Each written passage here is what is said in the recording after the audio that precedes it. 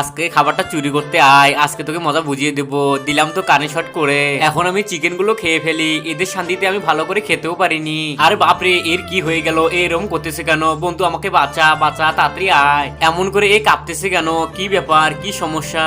কিছু তো গন্ডগোল আছে। ওরে বাপরে, বম তো ফুটুস হয়ে গেল। কি মজা, দিলাম তো পুরো ছাই করে। আরো চিকেন খেতে আসবি নাকি? আজকে তোকে জন্মে শিক্ষা দিয়ে দিয়েছি, আমার চিকেন চুরি করে খাওয়ার ফল এমনটাই হয়। আজকে খুবই মজা পেলাম। নে নে, অনেক তো শাস্তি দিলাম, ধর এখন চিকেনটা খেয়ে নে। যাক, অনেক কষ্টের পর চিকেনটা পেয়ে গেলাম। সেই স্বাদ, সেই স্বাদ। আরে, এ তো চিকেন পেয়ে গেল।